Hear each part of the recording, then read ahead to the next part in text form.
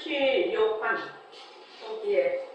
그래서 불교에서 가장 중요한 점을 말할 때 종취라고 하죠. 종취, 어떤가는 종이라고 하고, 그 다음 취는 종에 나아가는 방향이라고. 그러니까 가장 간편하고 가장 간이하고 간편하고 쉬운 게 뭐냐? 중요한 문제가 환인 줄 알고 환에 대해서 착하지 않는 것이 가장 중요하다. 그래서 모든 방법이 허망한 줄 아는 것이 가장 중요하다 이 말이죠. 그래서 우리가 지금 보고 듣고 하는 우리가 사는 세상, 내 몸뚱이, 내가 쓰는 마음, 이것이 모두 뭐다? 허문법과 같다. 그래서 환법이라는 겁니다. 환법. 그래서 자체성이 없다, 변한다, 헛것이다, 머물 수 없다. 그래서 머물지만 않으면 보이죠. 자기한테도 안 머물고 세상에도 안 머물고 일어나는 모든 상황에 대해서도 머물지 않는다. 근데 머물지 않으면 어찌해야 되니? 오직 변하고 헛것인 줄 알아야 된다 이 말이죠. 그래서 우리가 세상 살 때 굉장히 힘들고 어렵고 또 좋은 일도 있고 이렇게 여러 가지 상황들이 있지 않습니까? 그런 상황들에서 내가 벗어나는 가장 어떤가는 것이 뭐냐? 그것이 변하고 헛것인 줄 아는, 그러니까 진리에 입각하는, 사실에 입각해서 그 문제를 해결하는 거죠. 항상 언제 어디서나 그렇게 하면, 그렇게 내가 그런 사실에 입각해서 진리에 입각해서 그 문제를 해결하다가 보면 그 문제를 객관적으로도 볼 수 있고 그 문제에 대한 나의 고정관념도 볼 수 있고 또 좋은 인연이 형성이 돼요. 좋은 인연이 와요. 좋은 인연이라는 것이 그 상황을 말하자면 잘 해결할 수 있는 그런 인연이죠. 그것이 사람이 됐든지 그것이 책이 됐든지 안 그러면 또 무엇이 됐든지 간에요. 그런 상황이 오게 돼요. 왜 그러냐면 지혜가 밝아지거든요. 지혜가 밝아지면 제가 저번에도 말씀드렸는데 이 세상에서 가장 센 진앙철이 석가모니 부처님하고 예수님하고 그런 분이죠. 그러니까 우리도 지혜가 밝아지면 굉장히 센 진앙철이 돼요. 그런데 지금 지각된 생각으로 그 진앙철의 그 힘이 우리는 없어. 근데 이제 지혜가 밝아지면 그러면은 어떻게 되느냐? 좋은 인연을, 그 문제를 해결할 수 있는 좋은 인연을 끌어당기는 힘이 있어요. 근데 이제 사람들이 이제 그런 이치를 잘 모르니까 막 그냥 계속 이제 걱정만 하고 또 그거를 비난만 하고 불평만 하고 불평불만만 하고 그런데 그걸 하는 게 지금 우리가 뭐죠? 감사일기 축원 발언하는 거죠. 감사일기도 쓰고 축원도 하고 발언도 하면 나의 지혜가 밝아져서 내 그 지혜가 아주 강력한 그 진앙철이 돼요. 그럼 좋은 인연을 싹 끌어당기는 힘을 가져요. 그렇게 되는 겁니다. 그래서 그 밑에 한번 보시죠. 하늘 원각경 어현보살장의 사국에 자, 다 같이 읽어봅시다. 시작. 지연증이 한인 줄 알고 곧 떠나고 부작방편 방편을 쓸 필요가 없다. 이환즉각 하늘 떠나면 곧 깨달음이요 영무정차 또한 점차도 없느니라. 하늘 가지고 하늘 닫고 한인 줄 알면 하늘 떠나게 된다는 것이다. 그래서 돈교라고 한다. 하늘 알면 떠날 것이고 떠나는데 여러 가지 수단 방법을 동원할 필요가 없다. 또 환을 떠나면 깨달음, 즉 성부라는 것이다. 또한 정차가 없다는 말은 차츰차츰 닦는 것이 아니라 환을 떠난 것은 단박에 한다는 것이다. 도노 돈수, 도노 성불로서 단박에 하는 것을 정차가 없다고 말하는 것이다. 예. 그래서 이제 제가 그 모습 공식에 헛것이다 거기에 로또 이야기를 늘 하지요. 로또 이야기도 하고 얼음에 글을 써놔. 얼음에 글을 써놓으면 그 글이 계속 남아있나요? 얼음이 녹으면서 그것도 사라져버리죠. 그러니까 또 우리가 로또 1등에 당첨됐지만 꿈에 로또 1등에 당첨됐지만 아침에 딱 깨어나서 저기 당첨금 찾으러 가지 않죠. 왜 그러냐? 꿈이니까. 꿈이 어째서? 꿈이 가짜인 줄 아니까. 그런데 우리는 왜 못 떠나느냐? 왜 못 무느냐? 가짜인 줄 몰랐어. 참말로 단순하거든요. 그게 굉장히 어려운 것이 아니지 않습니까? 어려운 것이 아닌데 실제로 우리 하기는 굉장히 어렵죠. 왜냐하면 이것이 헛것이라는 것을 아는 것은 사실이고 이게 진짜로 아는 것은 무명인데 하도 무명에 오랫동안 찌들려 있어서 이게 잘 안 된다 이런 겁니다. 그러니까 환을 가지고 환을 닦는 거죠. 우리로 말하면은 방편이 다 환이죠. 모습 공식이 다 환이지 않습니까? 네. 환이지 않습니까? 모습 공식이. 그러니까 생활기도 환이죠. 네. 그래서 방편이라는 건 환이에요. 하나의 분별심이란 말이에요. 그래서 환을 가지고 뭘 닦는다? 환을 닦는 거예요. 그래서 변한다고 것이다 머물서 이게 환이에요. 환. 진짜가 아니에요. 환인데 하나의 분별심인데 그 분별심을 가지고 환을 버리는 겁니다. 환을 닦는 겁니다. 그래서 나중에는 다 놓아버리는 거죠. 그래서 그 말입니다. 이제 환을 가지고 환을 닦아. 그 환을 닦아서 환인 줄 알아. 환인 줄 알면 환을 떠나게 되는 거죠. 그런데 이제 우리는 자꾸만 이거를 이제 우리가 눈으로 보고 귀로 듣고 하는 이런 육진 경계, 육근과 육진 경계, 육식을 전부 뭘로 본다? 진짜로 보기 때문에 허공꽃으로 못 봐. 허공꽃으로 못 봐. 왜 그러냐? 뒤바뀐 생각. 그러니까 자꾸만 이제 그 모습 공식을 하라고 하는 거죠. 그러면은 모습 공식을 하다가 보면 한인 줄 알면 아니 꿈에 로또 1등 당첨돼서 당첨은 안 받으러 가거든요. 왜? 꿈이니까. 가짜인 줄 아니까. 그러니까 꿈인 줄 아는 것을 그거를 이래저래 해가지고 그걸 해야 그게 가짜인 줄 아는 거 아니지 않습니까? 꿈이다 이러면 우리 좀 가짜네? 이거 아니잖아요. 그게 단박에 떠난다는 겁니다. 꿈인 줄 알면 단박에 떠나. 그래서 우리가 지금 안 되는 거는 뭐냐? 요 생시꿈이 꿈인 줄 모른다는 거죠. 지금 우리가 꿈을 꾸고 있는 거거든요. 그러니까 사람들이 나고 죽고 내 옆에 사람도 죽고 나는 나중 가면 죽고 하는 거 아닙니까? 나고 죽고 허공 중에 일어났다 사라졌다 하고 있는 거 아닙니까? 헛것이기 때문에 허공꽃이니까 일어났다 사라졌다 하지 진짜 같으면 왜 그러겠습니까? 우리가 멀쩡하게 지금 보고 있어도 태풍 카눈이 왔어. 근데 그거 가짜지요? 허공꽃이지요? 그러니까 왔다가 인연과 조건이 다 사라졌지요. 지금 카눈이 사라져버렸어요. 카눈이 와 있을 때는 지리고 뻗고 난리 나죠. 근데 사라져버렸어요. 그렇다고 허공이 태풍에 날려가거나 물이 젖지 않았잖아요. 그렇게 비가 많이 나요. 홍수가 나도 그 허공이 떠내려가고 그런 일 없거든요.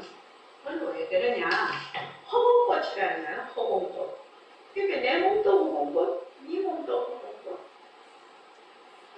또 내가 쓰는 마음도 허공꽃, 세상도 허공꽃. 그런데 우리는 뭐다? 진짜 상품은 빛깔도 소리도 냄새도 없는 영특스러운 쓰레기장. 다른 말로 허공으로서의 나가. 그렇게 가는 거죠. 자, 97쪽 한번 볼까요? 관찰제 보살. 자, 반야신경의 본문은 다음과 같이 이어집니다. 다 같이 읽어볼게요. 자, 시작. 반야신경의 본문은 다음과 같이 이어집니다.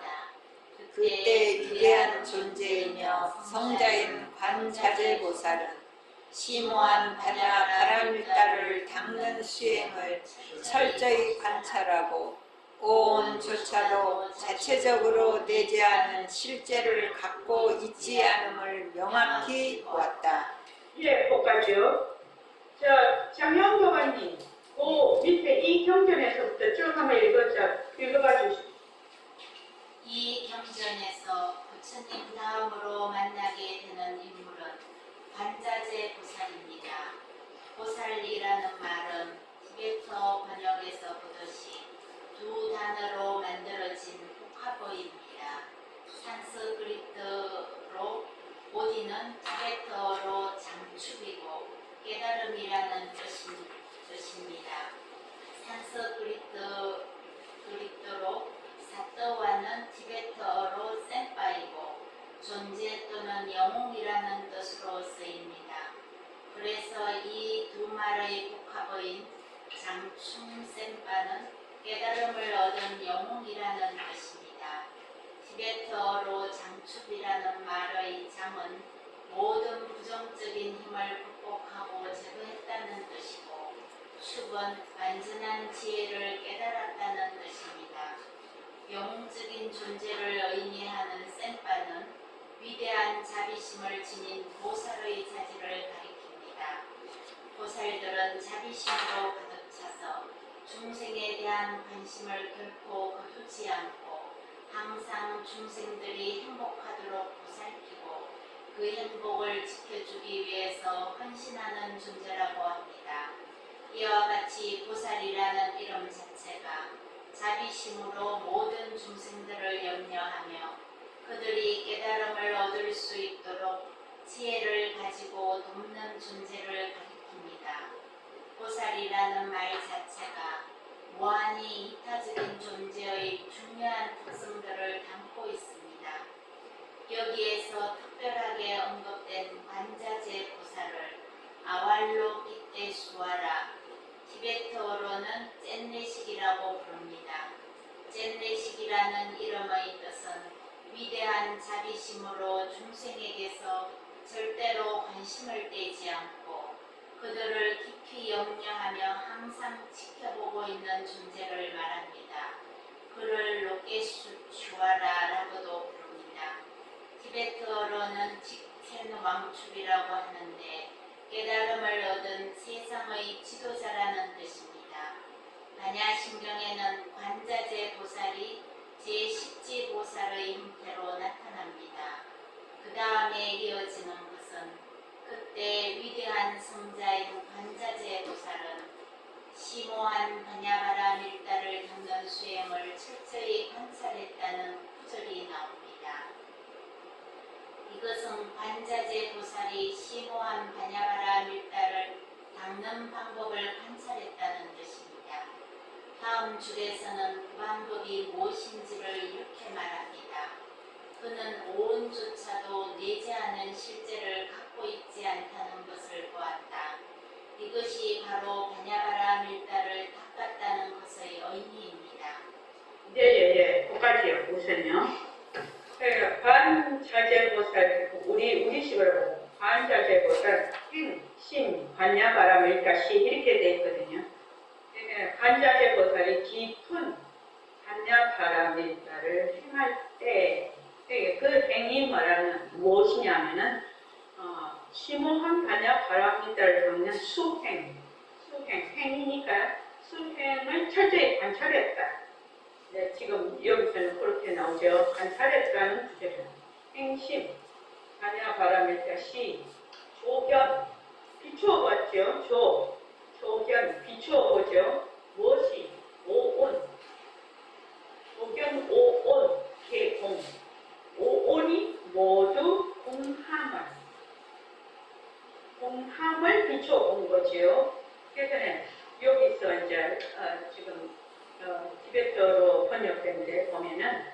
관제제 보살이 심원 반야 바라밀다를 닦는 방법을 관찰을 했는데 이 반야 바라밀다를 닦는 방법이 뭐냐는 거지.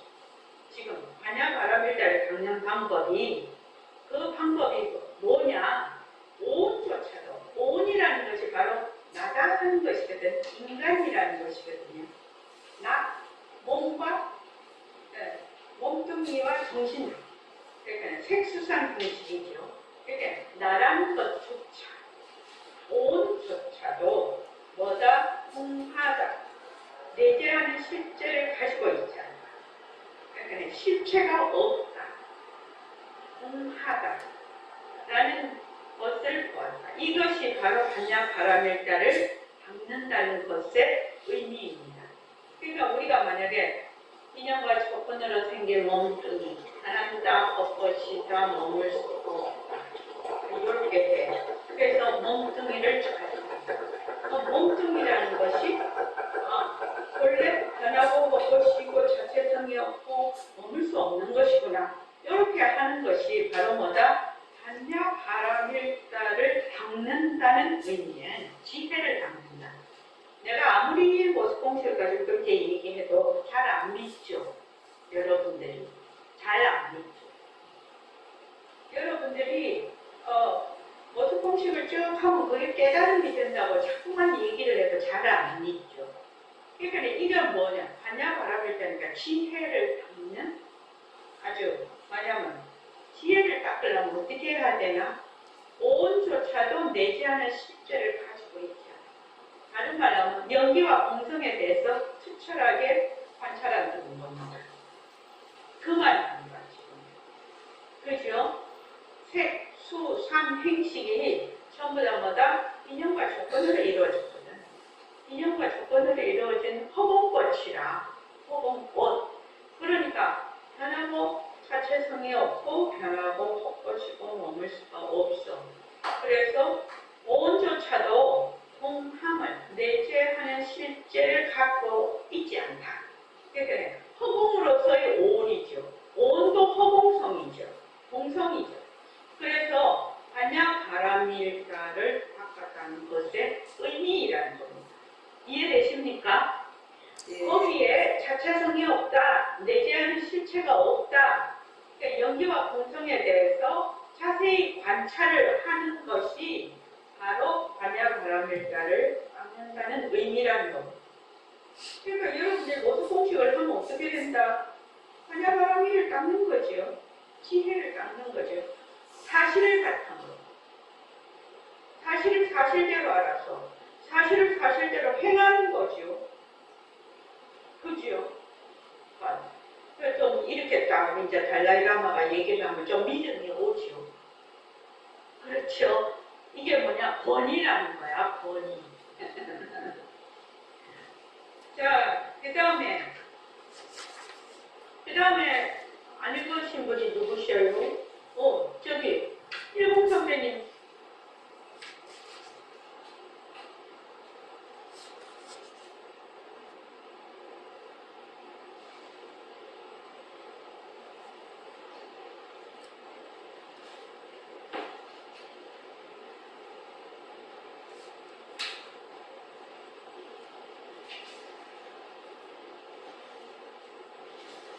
네, 일곱 선배님 읽어보십시오.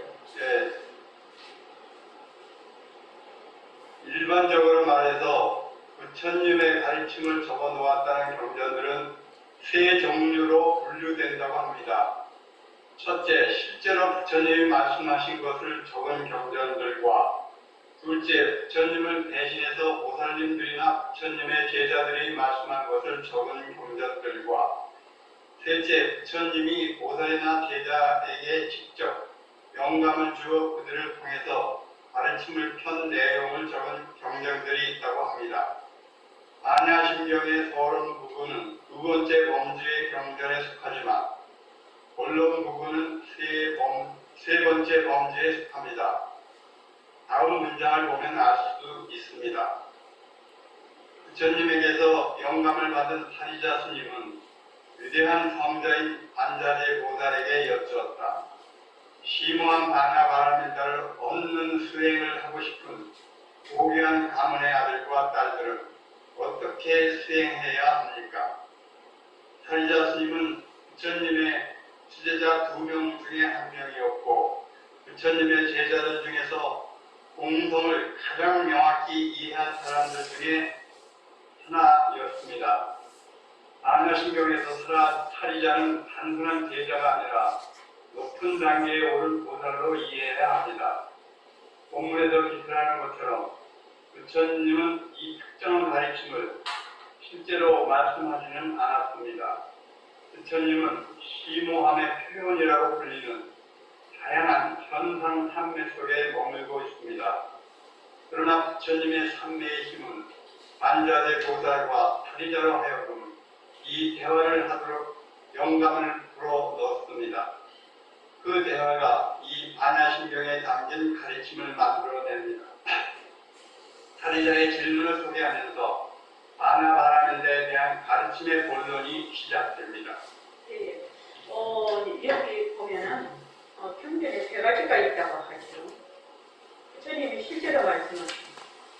그 다음에 부처님을 대신해서 보살이나 부처님의 제자들이 말씀하십니다. 세 번째는 부처님이 보살이나 제자들에게 어떤 말하자면 영감을 주어서 그들을 통해서 가르침을 핀 내용이다.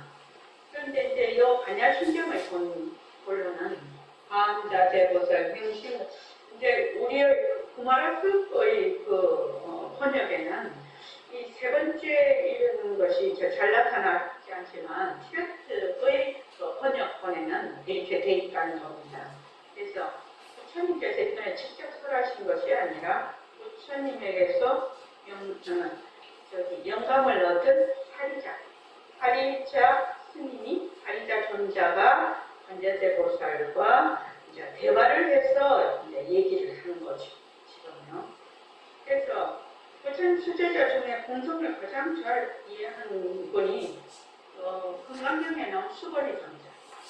그 다음에 이 반야심경에 나오는 사리자. 이 2분입니다. 자, 그 다음에 저기 일공 선배님, 그 뒤에도 좀 읽어봐 주시죠.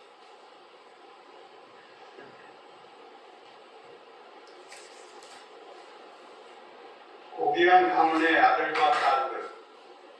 사리자 스님은 위대한 성자인 반자재 보살에게 여쭈었다. 심오한 반야바라밀다를 얻는 수행을 하고 싶은 고귀한 가문의 아들과 딸들은 어떻게 수행을 해야 합니까? 라는 문장이 나옵니다. 고귀한 가문의 아들과 딸들이라는 말은 문자 그대로는 가문의 아들과 딸들을 뜻하는데 자기 자신 속에 내재된 불성, 즉 깨달음을 얻을 수 있는 잠재력에 대한 대해 눈뜬 사람을 뜻한다고 이해할 수 있습니다. 이것이 의미하는 것은 세 종류의 깨달음을 얻는 세 존재들, 즉 성문과 복각과 부처님에 관계된 것입니다. 여기서는 특히 부처님의 경지로 이끄는 보살 수행의 성향을 가진 사람을 가리킵니다. 위대한 자비심을 기르면 보살 수행의 성향을 일깨우게 되지요. 예, 잠깐만 계십시오. 그래서 고귀한 가문의 아들과 딸, 우리가 이제 어떻게는 가문이라고 하니까 뭐 무슨 가문 이렇게 하는데 이 가문이라는 뜻은 원래 자기 인생 문제를 해결하고 싶다. 자기 자신을 정말로 진리를 깨달고 싶은 그런 사람. 그러니까 우리 보림선언에 오신 분들, 보림선언에 오신 도반들이 고귀한 가문의 아들과 딸들입니다. 정말로 나의 인생 문제, 행사 문제, 그리고 나의 말하자면 진정한 본래 면목을 깨닫고자 공부하는 사람들, 이 사람들이 고귀한 가문의 아들과 딸들인데 여기 부처님의 경지로 이끄는 보살 수행의 성향을 가진 사람을 가리킨다. 위대한 자비심을 기르면 보살 수행의 성향을 일깨우게 되는 거죠. 그러니까 새말기 안내서에도 써놨는데 가장 큰 태양이 뭐냐면 자기가 공부 잘하는 겁니다. 공부를 잘 되어 있고 완전 자기 인생 문제, 행사 문제에 대해서 관심을 가지고 공부를 열심히 하게 되면 다른 사람들이 뒤바뀐 생각으로 너무 고통을 받고 있거든. 그러니까 저절로 저 사람들과 잘 인도를 해서 같이 가야 되겠다. 이런 마음이 저절로 일어난다는 겁니다.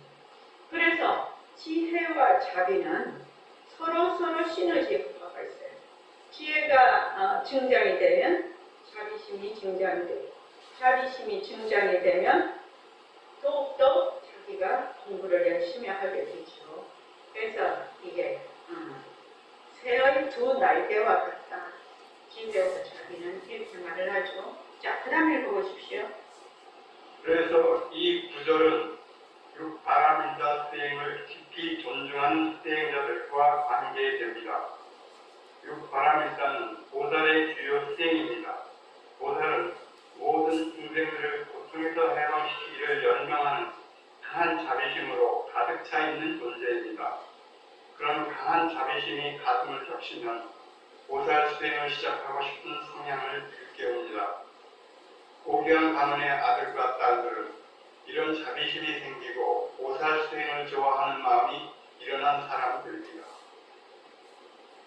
고귀한 가문의 아들과 딸들과 관련해서 현대 사회의 수행자들이 마음에 담아야 할 중요한 의미가 있습니다.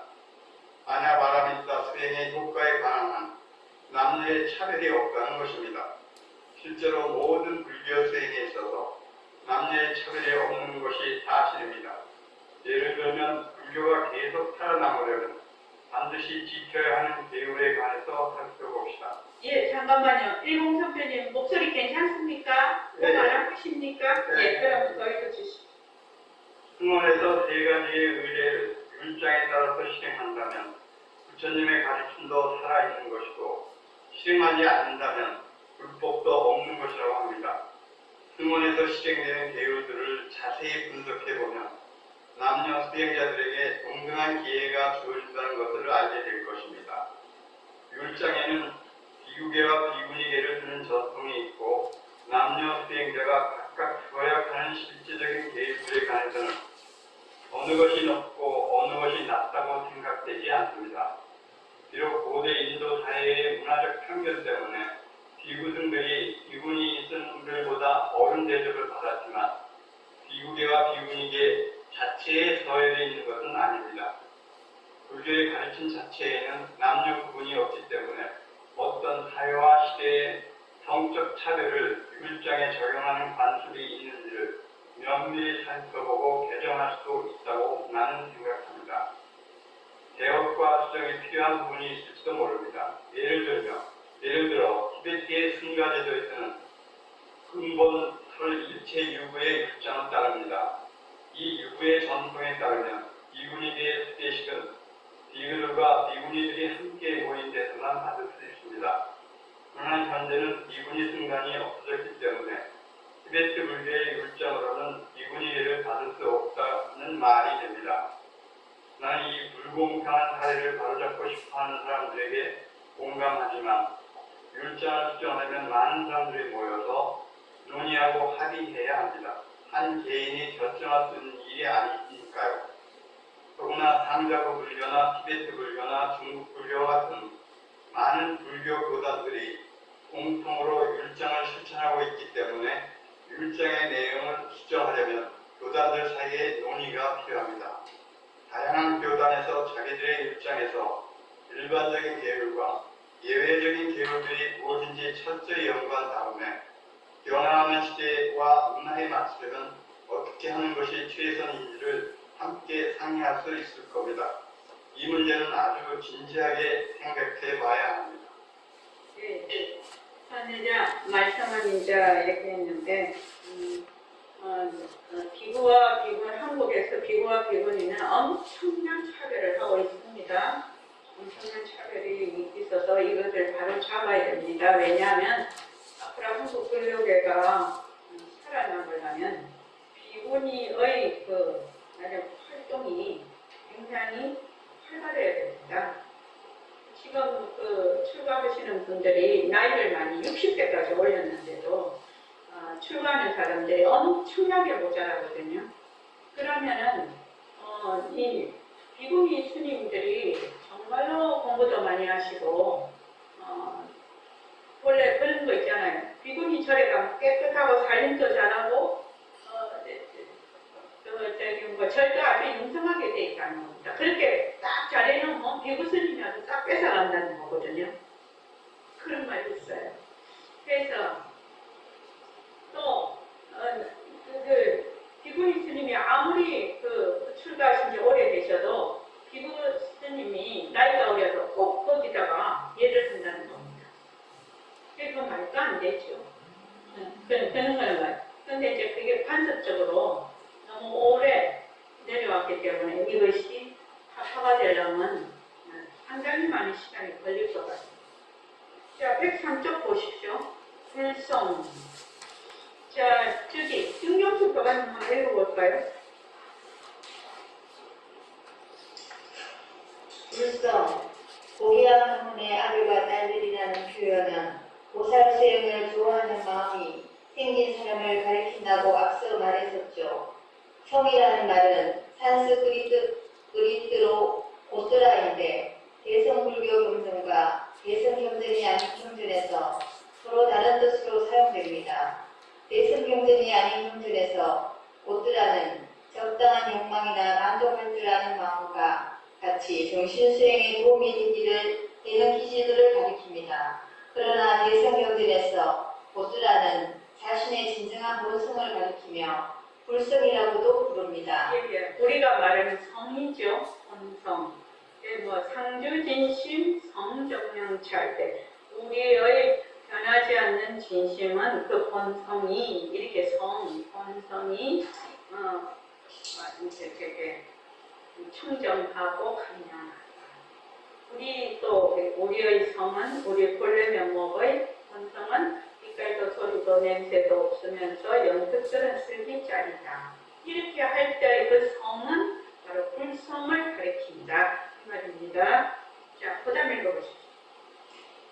대성불교 내에서도 불성이라는 말은 조금씩 다른 의미로 사용됩니다. 유식설에서 불성은 우리의 근본적인 순수한 마음을 가리킵니다. 그것이 아직 개발되지 않은 상태에 있다면 우리 마음에 본래부터 갖춰져 있는 불성이라고 부르고 그것이 개발된 후에는 우리의 변화된 불성이라고 부릅니다. 이렇게 본래부터 갖춰져 있는 불성은 우리 모두의 마음속에 본래부터 존재하기 때문에 본래의 청정한 열반이라고도 하고 본래의 청정한 해탈이라고도 합니다. 잠깐만요. 본래 청정한 열반은 청정이 되겠고 청정이 되겠고 본래 청정한 해탈은 영지가 되겠어요. 영지 또는 강량. 자, 그 다음에요. 그 불성이 드러나지 못하게 묻고 있던 번뇌들이 제거되면 깨달음을 얻을 수 있다는 것은 이런 본래의 청정한 열반이 있기 때문이라고 합니다. 중간학파에서는 불성을 다르게 정의합니다. 특히 마음에 내재하는 실제가 없다는 뜻인 마음의 공성을 불성이라고 정의합니다. 불성을 말동빛과 같은 마음의 본성이라고 부르기도 합니다. 그래서 중간학파에서 말하는 것은 공성이 있고 불성이다 이렇게 보는 거죠. 그래서 백공 선생님이 늘 이렇게 말하죠. 허공성 이렇게 말씀을 하시죠. 공성이죠. 허공성. 허공성이 바로 불성입니다. 허공성이 바로 불성입니다. 그러니까 텅 비어 있으면서 일체 모습을 갖출 수 있다. 그래서 공성이 텅 비었다. 그 내재하는 실제가 없다. 여기서 끝나면 판멸이 되죠. 판멸상이 되죠. 그런데 텅 비어 있으면서 성이죠. 텅 비어 있으면서 일체 모습을 나타낼 수 있는 그 함장되어 있는 열의 장. 그 속에 함장되어 있다. 일체의 그 모습을 나타낼 수 있는. 그래서 공적 영지라고 우리가 얘기를 하죠. 그래서 백공순의 스타일은 허공성 이렇게 말합니다. 내재하는 실제가 없으면서 불비어 있는 성품이면서 일체 모습을 나타낼 수 있는, 그러니까 허공성이 바로 불성이다 이렇게 말을 할 수가 있겠지요. 멸본성이다, 공적영지다, 청정상명이다, 바로 진리다, 바로 여여하다, 이렇게 여여, 묘진여성, 허공성, 불성, 이게 다 같은 말이다 이 말입니다. 이해하셨죠? 네. 예. 그래서 맑은 빛이라는 게 이제 청정심이죠. 맑은 빛과 같은 마음의 본성의 청정심이죠. 청정심입니다. 자, 그 다음 본래의 모습. 여기까지 다 해야 돼. 자, 여기 읽어보시죠. 본래의 모습. 사리자의 질문에 대한 관자재보살의 대답이 다음에 나옵니다. 이 말을 들은 위대한 성자 관자재보살은 사리자 스님에게 이렇게 말했다. 사리자여, 심묘한 반야바라밀다를 닦는 수행을 하고 싶은 고귀한 가문의 아들과 딸들은 다음과 같이 명확히 알아야 한다. 오온조차도 내재하는 실제를 갖고 있지 않다는 것을 철저하게 알아야 한다. 경전의 이 부분부터는 관자재보살이 사리자의 질문에 대해서 대답합니다. 처음에는 간결하게 요약해서 설명하고 나중에는 더 상세히 설명합니다. 나는 이 부분에서 끝으로 드러나는 명확한 주제인 공성의 가르침을 설명할 것입니다. 나중에 반야브라밀다 진언을 다루는 부분에서는 숨어있는 주제인 공성에 대한 지혜와 연관된 수행 단계들을 설명할 것입니다. 예. 거기까지 읽어주십시오. 잠깐만요. 그러니까 지금 달라이라마는 이렇게 설명을 하겠다는 겁니다. 우리가 이제 뒤에 보면 관자재, 공심, 반야바라밀다시, 거기에 온 개공고, 일체고의 아리자, 색구리공, 이제 그 색구리공, 공돌인데 색적시공, 공적시색, 그 다음 수상행식이었고요. 이제 이러면서 수상행식 또한 동하고 또 눈이 코에 몸과 뜻도 없고, 눈 지금 멀쩡하게 있는데 눈이 코에 몸과 뜻도 없고 막 이렇게 나오거든요. 거기에 대해서 처음에는 간결해서 요약하게 설명하고 나중에는 더 상세히 설명을 한다는 겁니다. 그 공하다는 데 대해서, 공성에 대해서. 그래서 달라이라마께서는 두 가지로 자기가 설명을 하겠다라는 겁니다. 명백한 주제인, 겉으로 드러난 명백한 주제인 공성의 가르침을 설명을 할 것이고, 그 다음에 아자제, 바라아제, 그 진언에 가서는 그 진언이 어떻게 되느냐면 수행의 단계를 설명을 한다는 겁니다. 그냥 우리는 아자제, 바라아제, 바라스마제, 모지사바 그냥 이렇게 하잖아요. 근데 그것이 공성에 대한 지혜와 연관된 수행 단계를 설명하거든요. 그 속뜻이. 그러니까 이렇게 두 가지로 설명을 하겠다. 달라이라마가 지금 그렇게 말씀을 하고 있는 겁니다. 자, 그 다음에 읽어보십시오. 관자재보살의 간결한 대답은 고귀한 가문의 아들과 딸들은 오온조차도 내재하는 실제를 갖고 있지 않다는 사실을 통찰력 있게 올바르게 되풀이해서 보아야 한다는 것입니다. 조차도라는 말은 모든 현상을 총망라한 것들에 대해서 공성이 적용된다는 것을 암시하고 있습니다. 오온은 개인의 존재를 구성하고 있는 정신적, 육체적 요소들입니다. 오온에게 내재하는 실제가 없기 때문에 오온으로 구성된 개인에게도 마찬가지로 내재하는 실제가 없습니다. 개인이 나에게 내재하는 실제나 내재하는 자아가 없기 때문에 나의 것이라고 하는 사물들에게도 내재하는 실제가 존재하지 않습니다. 달리 말하면 정신적, 육체적 요소들, 오온의 사용자인 개인에게 내재하는 실제가 없을 뿐 아니라 사용되는 대상인 정신적 요소와 육체적 요소들에게도 내재하는 실제가 없습니다. 거기까지요. 여기 보면 104쪽 밑에서 세 번째 관자재보살의 간결한 대답은 고귀한 가문의 아들과 딸들은 오온조차니까 오온뿐만 아니라 다른 것들도 이 말이죠. 이렇게 나라고 하는 이 오온, 온조차도 내재하는 나라고 하는 것이 가장 중심에 있는데 이것조차도 나라고 하는 것조차도 육체적이고 정신적인 요것뿐만 아니라 그것을 기반으로 하는 개별적이고 독립적인 나라는 것이 있다라는 거죠. 그 나도 온조차도 내재하는 실제를 갖고 있지 않다는 사실을 어떻게 봐라? 통찰력 있게 올바르게 되풀이해서 보아야 한다. 통찰력이라는 것이 무엇이죠? 진리에, 사실에 의거해서 바로 보는 것을 통찰이라고 합니다.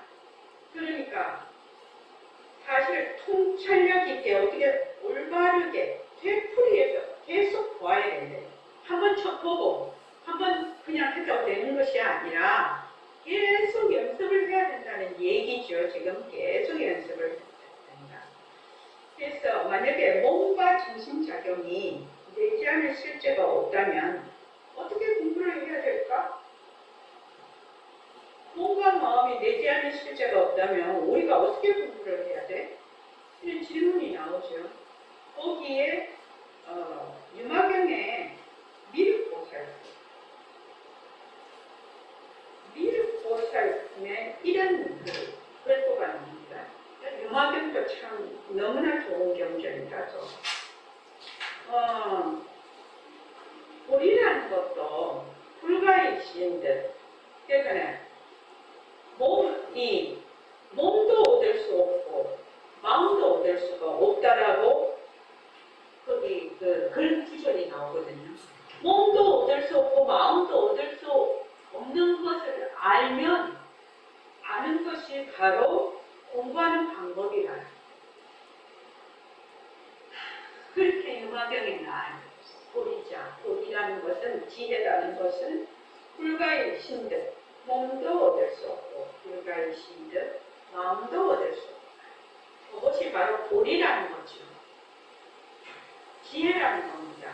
그러니까 이제 우리가 맨날 뭐해? 몸뚱이 변한다고 하시다. 먹을 수 없다. 망심이 변한다고 하시다. 먹을 수 없다. 이렇게 그렇게 하는 것이 바로 우리 지혜를 얻는 바로 지혜를 밝히는 공부 방법이다. 이 말이죠. 그래서 그리고 조차도라는 말은 모든 현상을 총망라하고 있다. 모든 온조차도 이렇게 되어 있는데 온조차도라는 말은 모든 현상을 총망라해서 공성이 적용이 됩니다. 우리 보림선언에서는 어떻게 말을 하죠? 이것은 이 공성이 모든 현상에 대해서 적용됩니다. 이거 어떻게 말하고 있죠? 일체만법 허공성. 네, 일체만법 허공성이요. 일체만법 허공성이잖아요.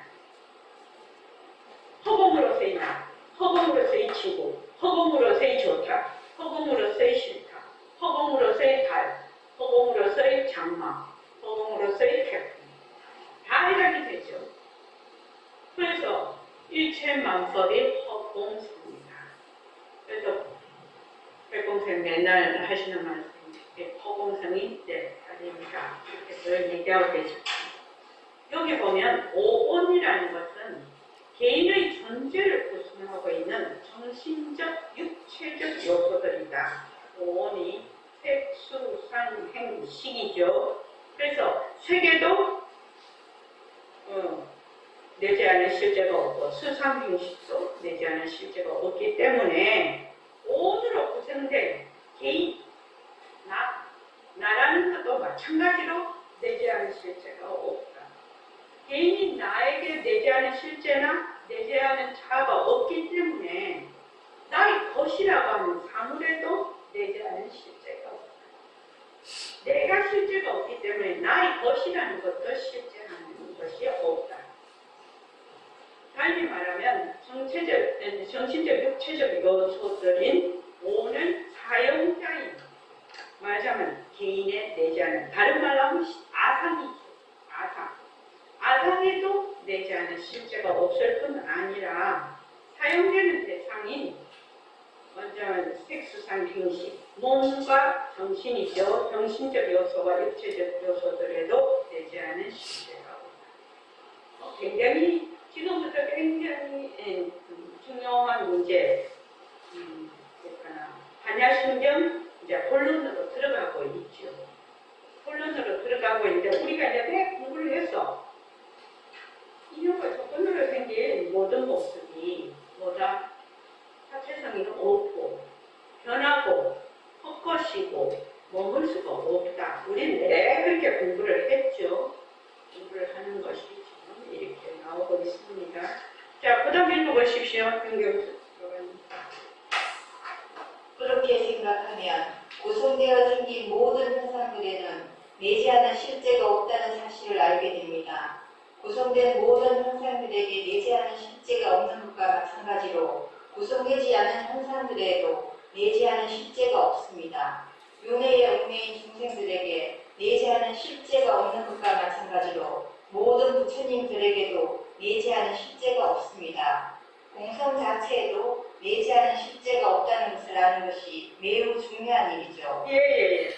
여기 굉장히 중요한 부분인데 구성되어진 모든 현상, 재행무상수, 재행, 인연과 조건으로 생긴 모든 현상, 내지 않은 실제가 없어, 공성이.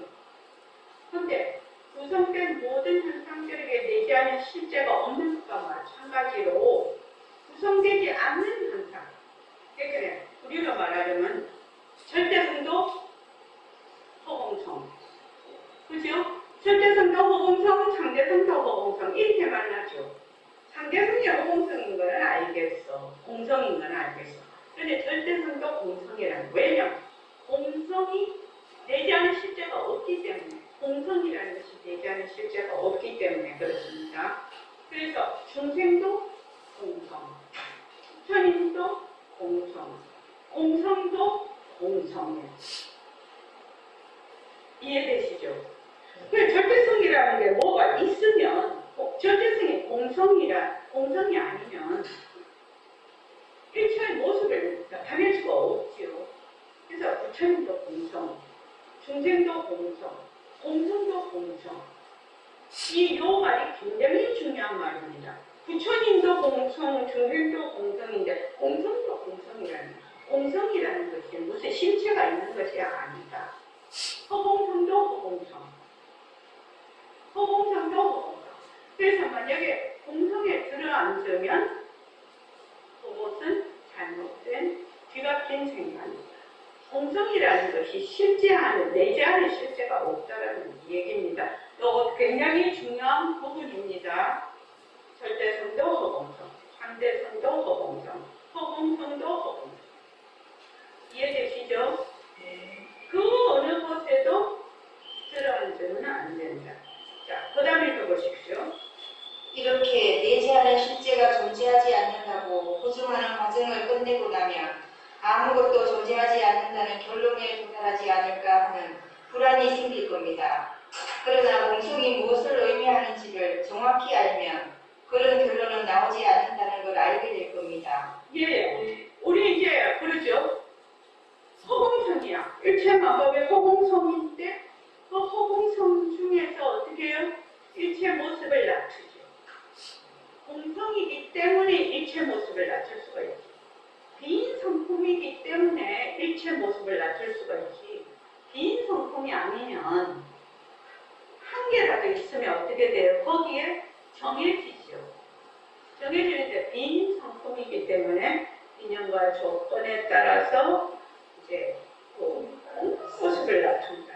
그래서 이게 빈이면서 온갖 모습을 낮추는 거. 그래서 우리가 이제 모습을 잘 그리자 이렇게 얘기를 하는데, 만약에 공성이다, 빈 성품이다, 비었다라는 걸로 끝이 나면 뭐라고 했죠? 상견. 공성이 있다라고 하면 또 뭐죠? 그걸 뭐라고 하지? 상견이라고 하죠. 공성이 있다라고 하면 상견이 되고, 공성이 없다라고 하면 끝나면 어떻게 된다? 단면이 돼요. 자, 그 다음에요. 공승의 의미를 명확하게 파악하기 어려워서 불교학자들 사이에도 공승의 정확한 의미에 대한 논의가 활발합니다. 모든 불교 종파가 아뜨만, 즉 내재하는 자아라는 개념을 부정하지만 어떤 종파들의 경우는 환상에 내재하는 실제가 없다고 부정하나 사람에게는 내재하는 실제가 있다고 인정합니다. 환상에 내재하는 실제가 없다고 부정하는 종파들 사이에도 서로 다른 해석들이 있습니다.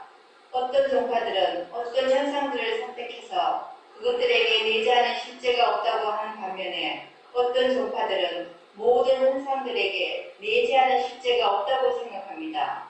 모든 현상과 사람들에는 내재하는 실제가 없다고 생각하는 종파들 가운데에서도 어떤 종파들은 관습적인 차원에서조차 내재하는 실제가 없다고 부정하는 반면에 다른 종파들의 경우에는 관습적 개념들에게 내재하는 실제가 있다고 생각합니다.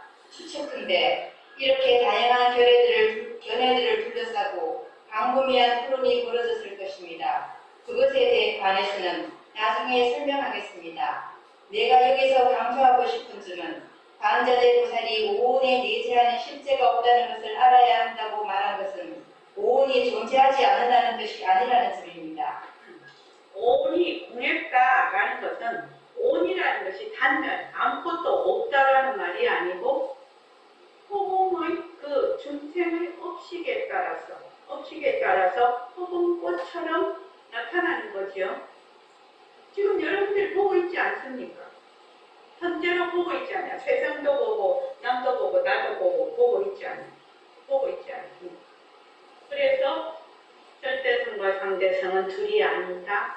이렇게 얘기를 하는 거예요. 공하지만 일체 모습이 중생의 그 양에 따라서 낮춘다. 허공꽃이. 이렇게 얘기를 해서 우리가 뭐라고 하죠? 뜻하다. 이렇게 말을 하고 있습니다. 요거 이제 지금 공성에 대해서 이제 초입 들어가는 부분이죠. 그래서 공성이라는 것은 단멸도 아니고 단결도 아닙니다. 그렇게 알아야 됩니다. 자, 오늘 이만하겠습니다.